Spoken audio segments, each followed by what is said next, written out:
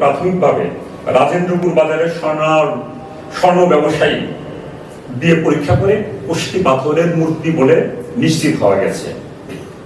প্রাথমিক জিজ্ঞাসাবাদে জানা যায়, গ্রেপ্তারকৃত আসামিগণ পরস্পর যোগ সাজসে দেশের বিভিন্ন এলাকা থেকে অবৈধভাবে কষ্টি পাথরের মূর্তি ও বিদেশি মদ সহ বিভিন্ন মাদকদ্রব্য সংগ্রহ করে চোরাচালানের মাধ্যমে পাচার করত।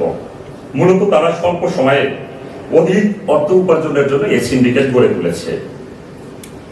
আপনারা জানেন, এই মূর্তিগুলো শুধু প্রাচীন শিল্পকলার নিদর্শন নয়, বরং আমাদের ইতিহাস, ঐতিহ্য এবং সাংস্কৃতিক পরিচয়ও বহন করে।